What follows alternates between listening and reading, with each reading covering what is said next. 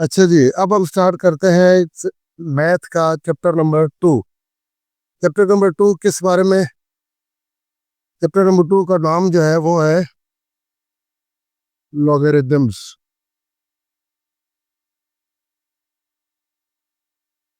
ये चैप्टर का नाम है, ठीक है जी। तो लॉगरिथम उर्दू में हम इसको आम ज़बान में पढ़ते हैं। चैप्टर 2 का नाम लॉगरिथम है, तो लॉगरिथम में हम क्या करते हैं? एक्सरसाइज 2.1 स्टार्ट करते हैं। लेकिन एक्सरसाइज स्टार्ट करने से पहले आपको कुछ बेसिक्स पता होनी चाहिए कि लॉगरिदम्स होते क्या है, इसका मतलब क्या है। लॉगरिथम एक टेक्निक है, एक टूल है, एक मेथड है जो कि बहुत बड़ी और मुश्किल और कॉम्प्लिकेटेड कैलकुलेशन को, पेचीदा कैलकुलेशन को आसान कर देता है। ठीक है। जब कोई चीज़ बहुत तेज़ी से बढ़ रही होती है या बहुत तेज़ी से कम हो रही होती है तो उसकी वैल्यू एक्सपोनेंशियल होती है। तो ऐसे क्वेश्चन को, ऐसी वैल्यूज़ को हल करने के लिए हम क्या करते हैं? लॉगरिथम का इस्तेमाल करते हैं। जैसा कि बैक्टीरिया की ग्रोथ है, या इस तरह जो एक स्टेप वाइज डबल डबल नहीं हो रहे होते, बल्कि डबल से 4 गुना से फिर 8 गुना, इस तरह तेजी से जो ग्रोथ हो रही होती है। ठीक है। तो इस चीज का नाम है लॉगरिथम। मिसाल इस हम क्या लिख सकते हैं, डेफिनेशन क्या लिखेंगे? लॉगरिथम इज ए टूल और technique to make the calculation easy, to make the complex calculation easy या simple. It is a technique, it is a tool, mathematical tool, ठीक है, to make the complex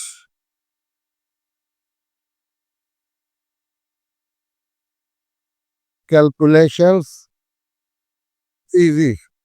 easy से बेहतर है simple. कि आप क्या करते हो इसमें? कॉम्प्लेक्स कैलकुलेशन को सिंप्लीफाई करते हो। ठीक है। इसके अंदर जो इसका जो लिखने का मेथड है वो होता है लॉग। फॉर एग्जांपल, आप लॉग ऑफ सी ले रहे हो, किसी नंबर का लॉग, उसका आंसर बी आ रहा है, उसकी बेस ए है। ये एक मैथमेटिकल फॉर्म में लॉगरिथम को। इसमें आप देखो 3 चीजें। क्वेश्चन सॉल्व करना तो हो जाएगा, कोई इशू नहीं है, लेकिन पहले आप ये देख लो कि ये 3 चीजों का मतलब क्या है। देखे, सबसे पहले लॉगरिथम लेना आपने सी का। इसके सामने क्या लिखा हुआ है? सी। ये जो पाँव में बैठा हुआ है, नीचे बैठा हुआ है, नीचे पड़ा हुआ है, इसको कहते हैं बेस।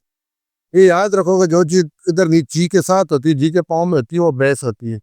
बेस हमेशा जमीन पे होती है ना, शुरू होती है, स्टार्ट होती है। तो ये होगी base.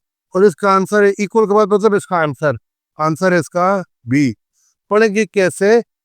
Log of C with base A is equal to B. log of c with base a is equal to b। मतलब a अगर बेस हो, a अगर बेस हो, बेस वो चीज जो बुनियाद में हो, जिसकी कोई पावर हो, तो उसकी क्या पावर रखेंगे तो आंसर सी आएगा। log of C with base A, मतलब ए की कोई पावर ढूंढो जिससे आंसर सी आ जाए। तो आप बोलोगे ए की पावर बी रखेंगे तो उसका आंसर सी आएगा। एग्जांपल देखें, log ऑफ 8 विद बेस 2। अब आप मुझे बताएं, log ऑफ 8, 8 का लोगारिथम लेना है बेस 2 के साथ। 2 की 2 बेस है ना, तो 2 की क्या पावर रखें वो इधर आंसर है, जो पावर है वो इधर आंसर है। इधर 2 की क्या पावर रखेंगे कि आंसर 8 आएगा? 3। ठीक है। आप चेक कर लें, 2 की पावर ये रखे तो देखें ये आता है या नहीं आता। तो 2 पावर 3 इज इक्वल टू 2 होता है ना 8। तो ये लोगारिथम का बेसिक सा आइडिया मैंने दिया। 2.2 में मेरे सामने लोगारिथम के क्वेश्चन शुरू होंगे। अभी हम साइंटिफिक नोटेशन को पहले क्वेश्चन में देखते हैं, पहले एक्सरसाइज में देखते हैं। तो ये था लोगारिथम का सिंपल एक आइडिया, क्योंकि चैप्टर का नाम था इसलिए मैंने आइडिया दे दिया। लोगारिथम को एक और तरीके से बयान कर सकते हैं। किसी चीज के लोगारिथम का मतलब है, किसी चीज के लोगारिथम का मतलब और सादी जुबान में ये बोलेंगे कि जो उसकी बेस दी गई है उस बेस को कितनी दफा मल्टीप्लाई करें कि ये नंबर आए। लोगारिथम 8 का क्या मतलब है? बेस 2 के साथ कि इस 2 को कितनी दफा मल्टीप्लाई करोगे 8 पहले, ये याद रहेगा। मिसाल के तौर पर देखें, log ऑफ 1000 है विद बेस 10, विद बेस 10।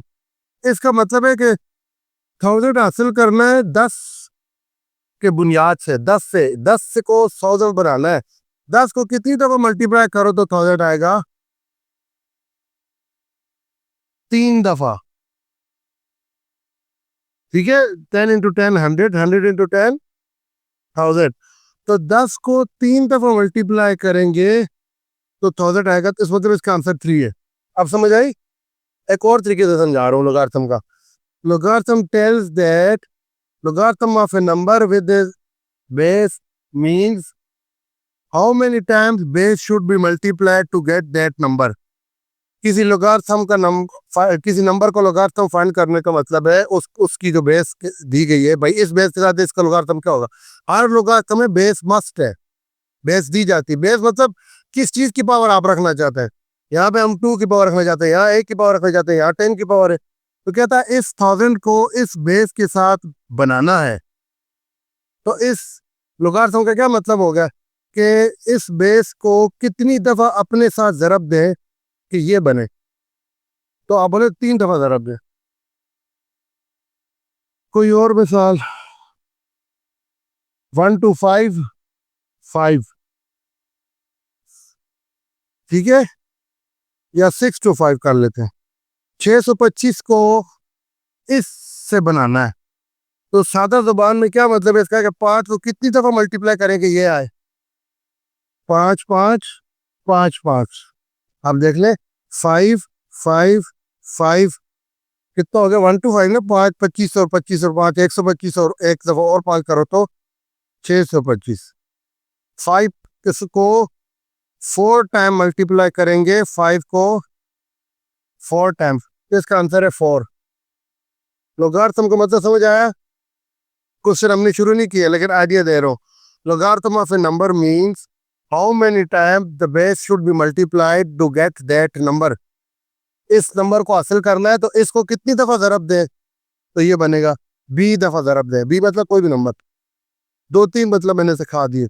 अब लोगारिथम के अंदर यूज होता है जी ज्यादातर ये साइंटिफिक नोटेशन। तो अब हम करते हैं साइंटिफिक नोटेशन के बारे में कुछ बेसिक सा।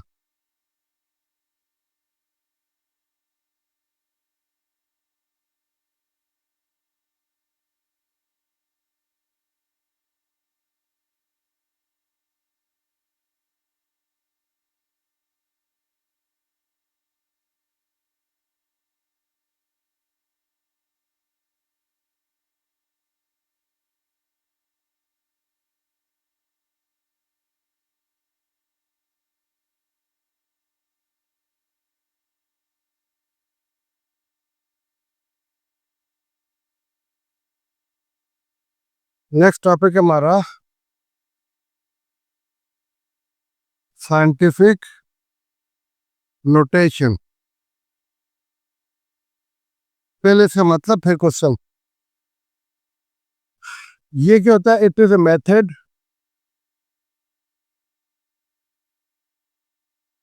टू राइट वेरी स्मॉल या वेरी बिग क्वांटिटीज या नंबर इन ए बेस्ट या मैनेजेबल फॉर्म। ये एक ऐसा मेथड होता है जिसमें बहुत ही बड़े नंबरों को या बहुत ही छोटे नंबर्स को एक अच्छे और खूबसूरत और बड़े क्या कहते हैं रीडेबल फॉर्म में ना, जिसमें हम आसानी से पढ़ सके, उसमें लिखा जाता है। मैथमेटिकल डेफिनेशन क्या होगी? A multiply 10 power n, A multiply 10 power n। ए होता है यहाँ पे कोई नंबर 1 से 9 के बीच में, ठीक है। ए 1 से बड़ा और 9 से छोटा। ए 1 भी हो सकता है, 2 भी हो सकता है, और 9 तक कोई भी नंबर हो सकता है ए, ठीक है। 1 से बड़ा 9 के बीच में कोई नंबर यहाँ पे, और साथ 10 की पावर n। n क्या है? n बिलोंग करता है z को। z मतलब 0 1 2 3 -1 -2 -3 सारे, समझ आ रही है? तो n कोई भी पावर हो सकती है, प्लस में या माइनस में। 10 की पावर -4, 10 की पावर -2, 10 की पावर 0, 10 पावर 6, 10 पावर 24, कुछ भी। और यहाँ पे 1 से 9 के बीच में आप बोले यहाँ पे क्या फर्क है? 10 क्यों नहीं हो सकता? 10 हो तो वो इसकी पावर में चला जाएगा, 10 आ जो रहा है सब। 0 क्यों नहीं हो सकता? 0 तो सब कुछ छोड़ जाएगा, नंबर ही नहीं रहेगा। इसलिए 1 और 9 के बीच में, और 10 की कोई पावर, और पावर कहाँ से? इंटीजर से। नेक्स्ट, ये है मैथमेटिकल फॉर्म साइंटिफिक नोटेशन की। अब हमारा question number 1 express in scientific notation करेंगे तो समझ आ जाएगी। फर्स्ट क्वेश्चन ने जी दिखाया जरा के जरा बुक पे देखें, और यहाँ पे आप बोलें जी। Express the following numbers in scientific notation. First is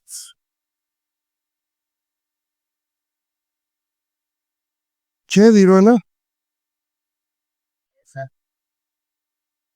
2 सारे यहाँ देखे जी जरा। इसको हमें लिखना है साइंटिफिक नोटेशन में। आपने देखना है कहीं पे भी पॉइंट, पहले देखना है पॉइंट कहाँ पे है। पॉइंट कहीं ना कहीं लाजमी होता है, अगर कहीं भी ना होना तो लास्ट में होता है। ये काम है, ये पॉइंट नहीं है। पॉइंट मतलब इशारिया जो है वो लास्ट में होता है, ठीक है जी। कहीं पे भी ना हो तो लास्ट में होता है। अभी पॉइंट यहाँ पे है, क्यों? आप देखो 50 हो या 50 पॉइंट हो, पॉइंट 0 लगाओ ना लगाओ, 50 पॉइंट या 50 एक ही बात है ना। तो ये 200 बकेट, ये 2 के साथ 6 0 है, ठीक है। तो इसको देखो पॉइंट यहाँ पे है ना, तो आपको लाना कहाँ पे? पहले के बाद 1 2 3 4 5 6, तो 2 पॉइंट बेशक ना लगाओ आप, मल्टीप्लाई 10 पावर 6। जब आप राइट से लेफ्ट आते हैं तो पावर पॉजिटिव आती है, जब लेफ्ट से राइट जाएंगे तो पावर नेगेटिव आएगी। अब आप इसको और इसको मिलाओ तो ये नहीं बन रहा, ठीक है। ये को इस तरीके से लिखा ए इंटू 10 पावर कुछ नंबर। ए मतलब कोई नंबर 1 और 9 के बीच में, देखो 1 और 9 के बीच में 2 मल्टीप्लाई 10 की पावर कोई भी, 10 की पावर कोई भी 6 आ गया ना, इनमें सब इफेक्ट शामिल है। तो पहला पार्ट क्लियर हुआ। आपने क्या करना है, साइंटिफिक नोटेशन में दोबारा सुन लो। पहले नंबर के बाद पॉइंट लगाना है, लगा दिया। फिर 10 की कोई पावर देखनी है, कैसे पता चलेगा क्या पावर? पॉइंट को इधर लाते हुए देखना है कितने नंबर है। अगर आप वहां से इधर ला रहे हैं तो +6, यहां से उधर जा रहे हैं तो -6। बस ये जितने दर्जे इधर ला रहे हैं दो गिनना है। ये तुम्हारा क्वेश्चन नंबर 1 का पार्ट नंबर 1।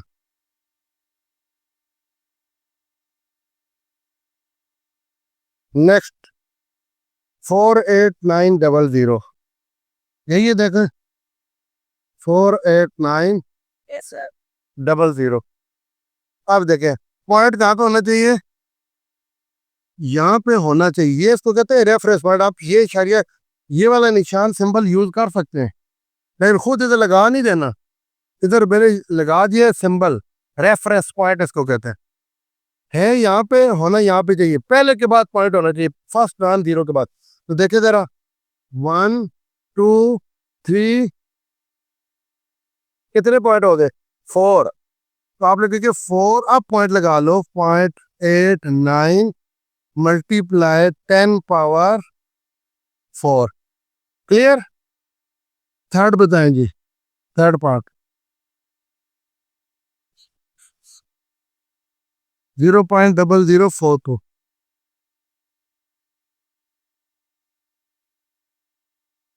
दोबारा देखें, पॉइंट कहाँ पे होना चाहिए? पहले नॉन जीरो नंबर के बाद। कहाँ पे होता है? फर्स्ट नॉन जीरो, यानी इधर से शुरू करो ना, जो भी पहला नंबर आएगा जिधर मर्जी हो, पॉइंट को नहीं देखना, जीरो के अलावा पहला नंबर जो भी आता है वो। तो हम लोग लगा देते हैं 4.2 मल्टीप्लाई 10 पावर 1 टू कितना 3। लेकिन अब 3 कौन सा होगा?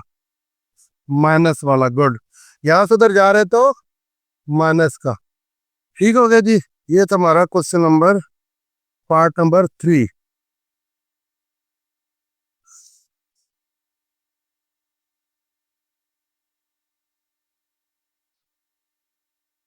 नेक्स्ट पार्ट बोले जी इधर।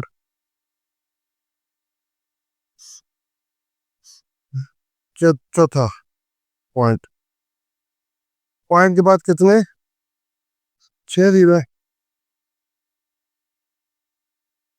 0.12345 सिंपल यही है। अच्छा जी, अब देखिए आप,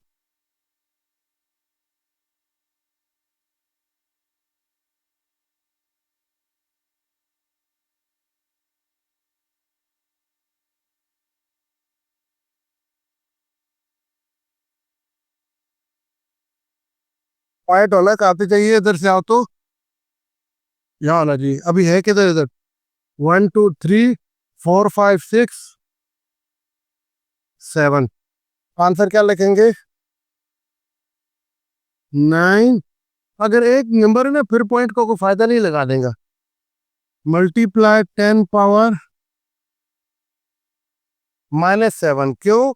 जब आप लेफ्ट से राइट पॉइंट को लेके जाते हैं तो माइनस पावर लगाते हैं, जब राइट से लेफ्ट लेके आते हैं तो पॉजिटिव पावर होती है। ये था हमारा फोर्थ पार्ट। फिफ्थ पार्ट बोले जी। 73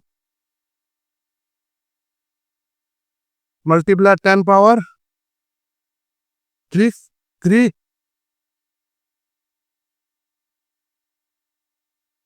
देखें जी, सिंपल। आप यहां से स्टार्ट लेंगे, पॉइंट कहाँ होना चाहिए? एक आप इधर, आप बोले 7.3 मल्टीप्लाई 10 पावर कितने दर्जे इधर आया? पॉइंट 1। बाकी पहले का जो पढ़ा हुआ उसको रहने दे वैसे ही। अपना जो सेटिंग इसकी वो कर लिया हमने, सही होगा।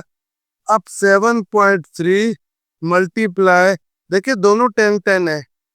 बताया था ना आपको कि x⁻2 मल्टीप्लाई x⁻3 हो, बेस एक जैसी हो तो पावर प्लस हो जाती है ना।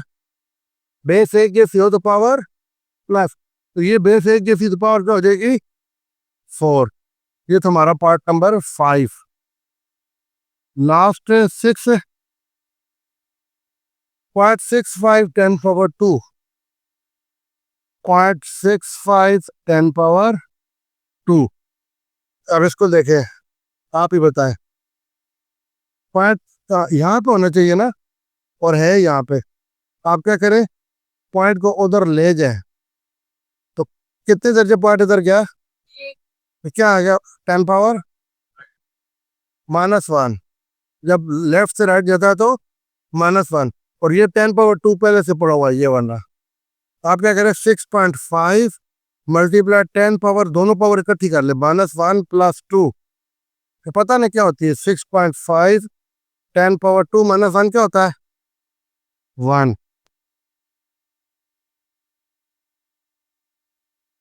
2 -1 1। तो वो लिखो ना लिखो बस।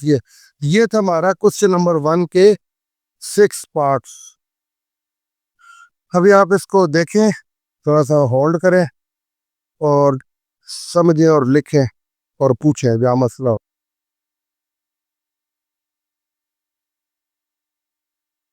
कोई प्रॉब्लम है तो बताएं।